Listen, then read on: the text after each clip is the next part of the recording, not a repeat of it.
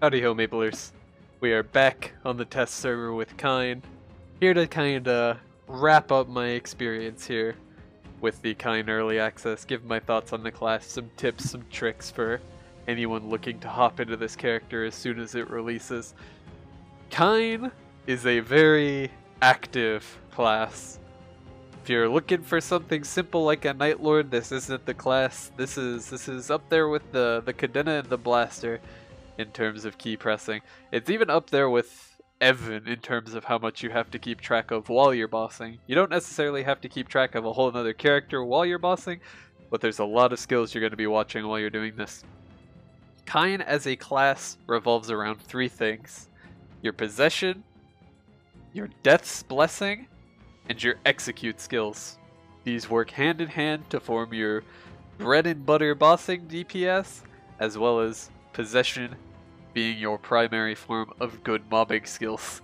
Because unfortunately, your main mobbing skill, your strike arrow here, is not the greatest mobbing skill in the universe. Even at its highest rank, this thing has a pretty weak hitbox. It is not the greatest mobbing skill I've ever seen, but it is okay for damage output per bossing, and it has a nice improved possession version, just like all of your main skills. Your possession mode relies pretty much entirely on your gauge. Unlike most gauge classes, Kain builds up its gauge passively as well as actively. So even if you're just sitting in town, AFK, you'll come back, your gauge will be nice and full, you're ready to go do whatever you want to do.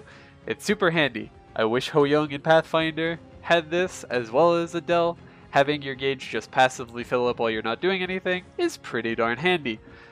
So you fill this gauge up using your normal attack skills, of which you have 4. You have your strike arrow, you have your scattered shot, you have shaft break, and you have falling dust. These 4 skills generate your malice. They are also pretty handy skills.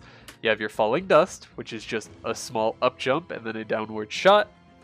You have your scattered shot, which is quite literally just a volley of arrows. You have what I like to call the black hole arrow, which will suck in mobs when it explodes. It is pretty much the main mobbing version of the skill. And of course you have your strike arrow, which is just your basic attack. It has 3 little animations for your different job branches, but they all do the same damage once your 4th job. It's just a different animation between them. Nothing too special. And then of course the possession mode forms for each of these. You have to, unfortunately, manually press the possession key every single time you want to use a possession skill. And this is a problem, because possession is ping dependent. You would think with all of the classes that are moving towards more client-sided abilities, they would have thought of this ahead of time, or given us an option to like right-click this to lock it to be strictly passive, kind of like Ark's little power balls. But no, if you want to use the possession skill, you have to manually press this every single time. And there is a small cooldown between each press, which is where the ping comes into an issue. You wouldn't think 0.3 seconds is very long until you have 350 ping like me, and this 0.3 seconds turns into a full second sometimes. Doesn't feel ideal. But all of your main mobbing skills have an empowered version with possession, and they all have internal cooldowns. Something really neat is that these internal cooldowns have visual cooldown indicators. This is something I was wishing that more classes had for the longest time, because it is very vital information. Especially with a class that has a stack system like this, all of your main mobbing skills come with charges, and they have different charges as well. You have 3, 3, and then 2 for falling dust. So seeing that they are charging up new charges, as well as being able to see the possession cooldown just by glancing at your bar, is pretty handy. Easiest way I can show this: use possession, use falling dust, and you see this is outlined in orange, and it slowly ticks around the entire box to indicate the cooldown of your possession mode, because your possessed versions of the skills have an internal cooldown. They don't always do the bonus effect.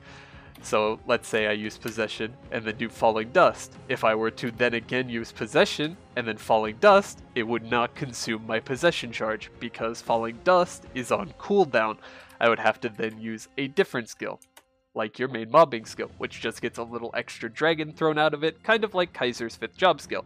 Not the most impressive thing in the universe, but hey, when you're in a pinch, it's nice to have. With your possession and your scattering shot, it just improves the skill overall. You get a much larger hitbox to the black hole effect, which means it'll pull mobs in from a farther distance, as well as dealing more damage. And then your scattered shot is something I can't show because there's no mobs around. This literally just turns into like a seeking arrow skill. It'll just seek out mobs around you, and if you're bossing, it'll just seek all of the arrows onto the boss itself. And then you have your passive, which gives you most of your damage, your Death's Blessing. As you use possession attacks on a boss, you start to build up stacks. Every possession skill you hit generates 1 stack, up to a maximum of 15 on the boss. What you do with these stacks is where your execute skills come in. Execute skills take away stacks, and when they take away a stack, they give you a buff. A very short duration buff, but a buff nonetheless. For 5 seconds, it increases the final damage of Death Blessings and Execute skills by 10% and creates 10 Malice when Execute skills that can materialize blessings hit. So, you'll use your possession skills to build up stacks, which will burn through your Malice gauge, and then you use your Execute skills to pop those stacks and then get back more Malice gauge. You see how this is working? It's a cyclical type of thing. You generate Malice, you use Malice, and then you execute the stacks from the Malice to start generating Malice again, and then you rinse repeat the cycle. You just play this in a very cyclical nature, but there's a lot of moving cogs to this cycle that you have to keep track of. Now, all of these execute skills, as well as all of your possession skills, have different cooldowns. The stronger the skill, the longer the cooldown.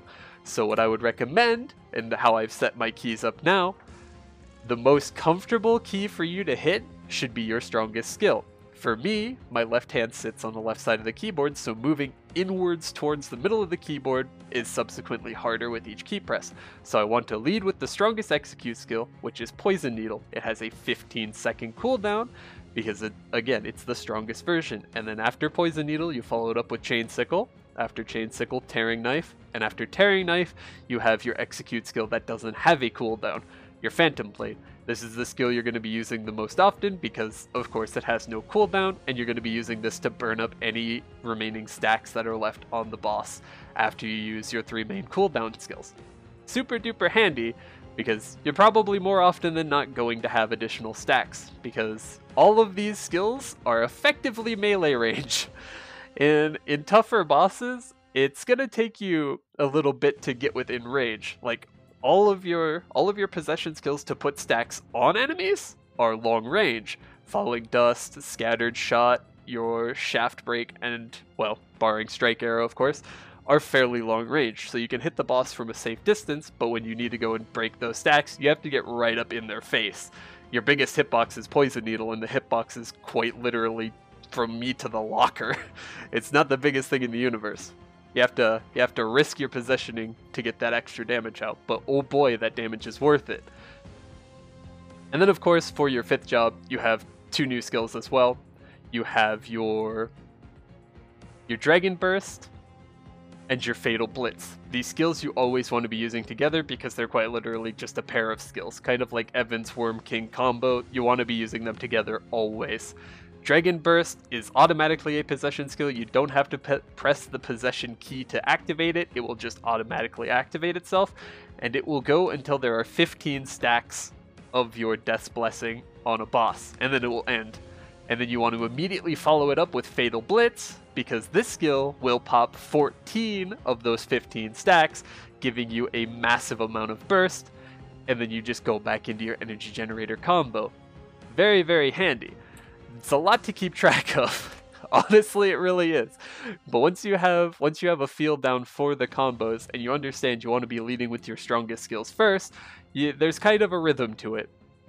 When you're building up stacks, you want to go from 4th job down to 1st job with your skills. When you're blowing up stacks, you want to go from 4th job down to 1st job. You just want to descend the ladder from your strongest skill to your weakest skill to burn through both your marks and to build up marks. It is still a lot of keys to keep track of. Don't get me wrong. This is going to take a little bit to get your to get your footing underneath of you, because not only do you have energy or like mark generators and mark executors, you also have a bunch of skills in between that kind of don't do any of them.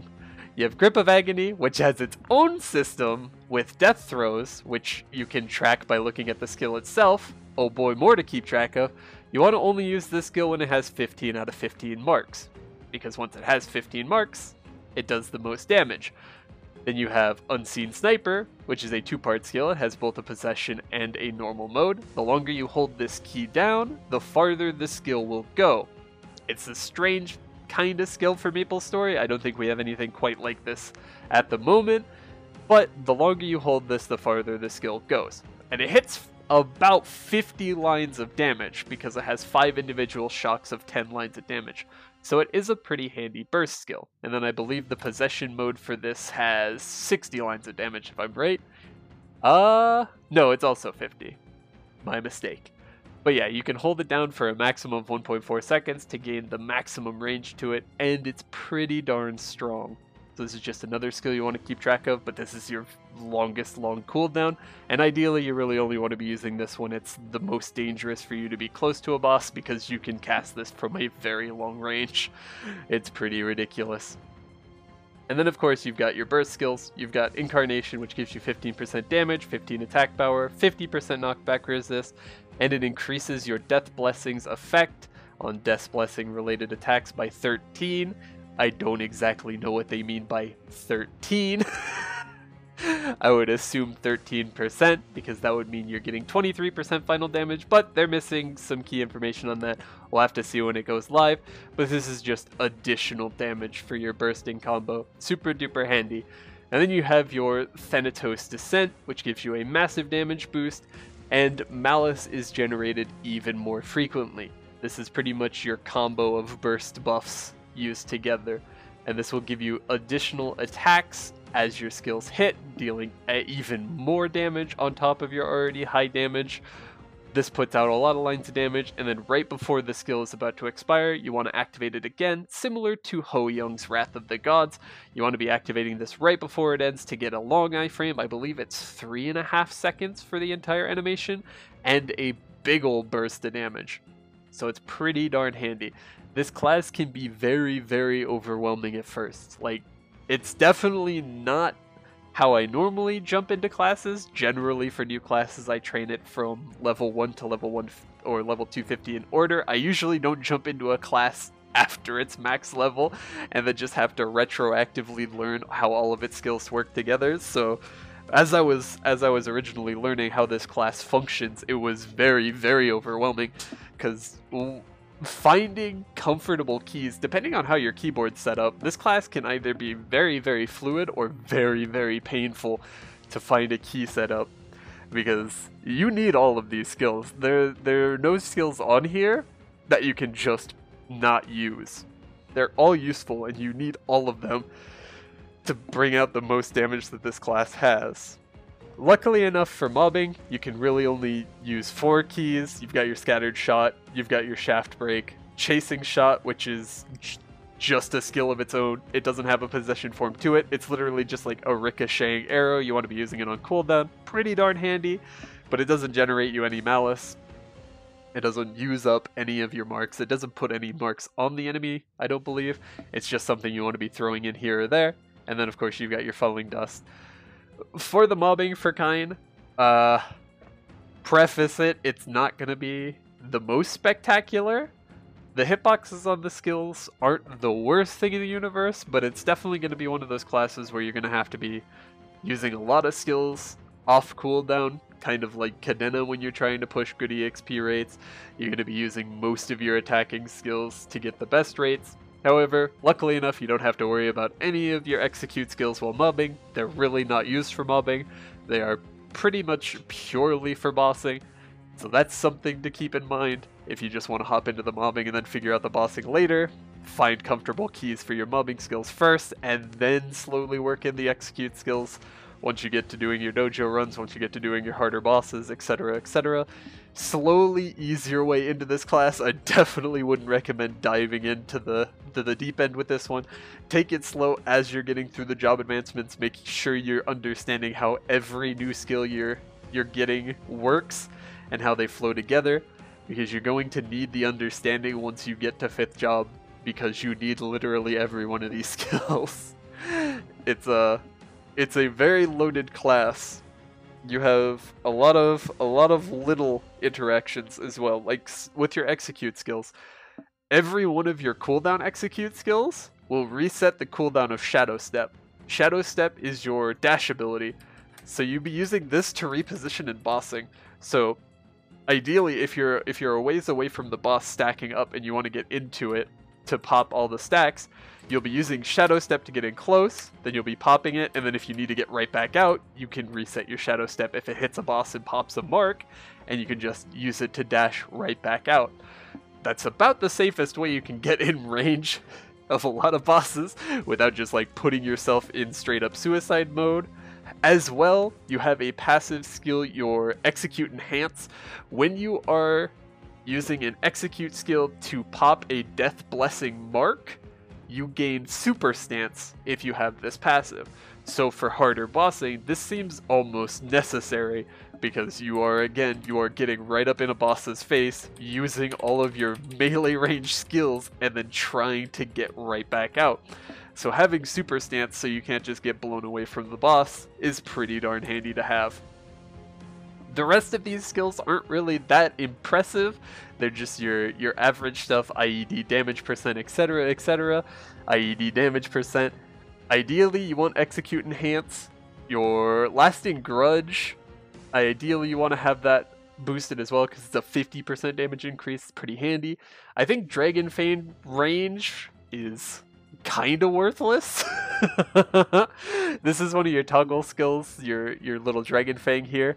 I don't think having a plus 10% range increase on this is going to matter at all, so I would advise not using it.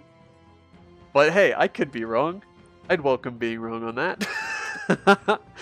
But as it seems right now, it's not the most useful. It's like supplementary to both your mobbing and bossing. It's not something you really want to focus on. It's not like as impactful as Reflections, bounce range increase, or anything crazy like that. It's just a minor change.